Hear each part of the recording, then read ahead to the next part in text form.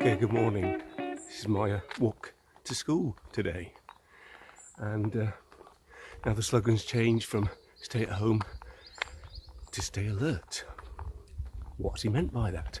Well, I think he was thinking of me when he said that, because here I am having to cross the golf course on the way to school. Fortunately, this time in the morning, nobody playing golf, but later on when I come back, stay alert and dodge the flying balls. So this would have been the second week of exams if they'd been happening, of course. Half term next week, you'd have had a nice holiday and break from it all.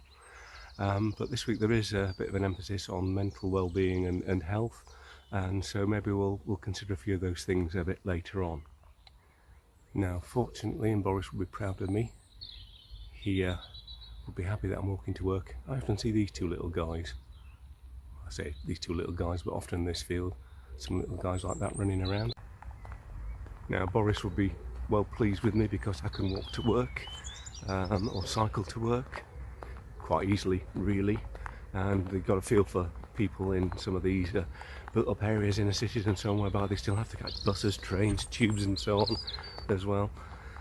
And you know, one of the things about mental well-being is just get out in nature as much as you can. We're all reasonably well blessed in this area to be able to get out to countryside, seaside quite easily, and so I recommend it.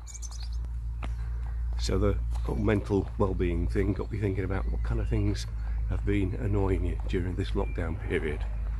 For me, it's the word unprecedented. If I hear that one more time, I think, go out and buy a thesaurus and find another word. Or people who I cross the road for to give them that social distancing thing, and then they don't say thank you.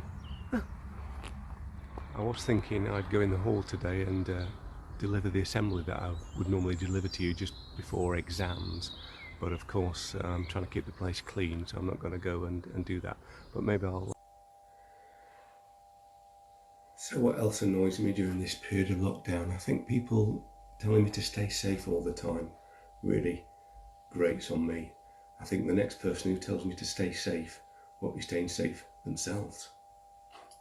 But that's it, you know, get a bit of grumpy sausage at times. And you know, one of the things that I normally do with the assembly before the exams is to just go through some of these kind of things that warn you that you are going to feel a bit stressed, you are going to feel a bit anxious, you are going to get grumpy, warn your parents that you are going to be a bit sensitive at this time of year.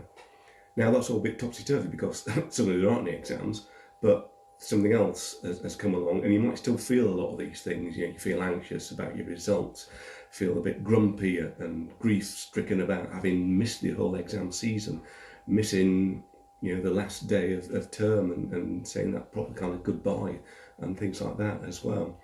So there are, you know, lots of reasons why you know, justified in feeling a bit down about these things. And you know, that's going to happen. It might just hit you certain days, it might hit you certain times of day and so on as well.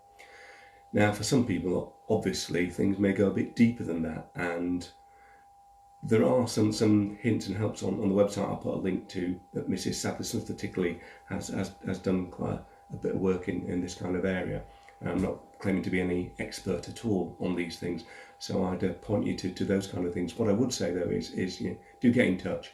If you're struggling, get in touch. You can email your heads of year, you can email, you know, I can pass it on through the exams at churston.torbay.sc.uk email as well. Anything you want to ask there, say I can happily pass it on. But just look out for each other as well. Keep in touch, and I'm saying that to myself as well. This whole thing about social distancing I find is a bit of the wrong term really. They should talk about physical distancing, because what we don't want is to be socially distanced.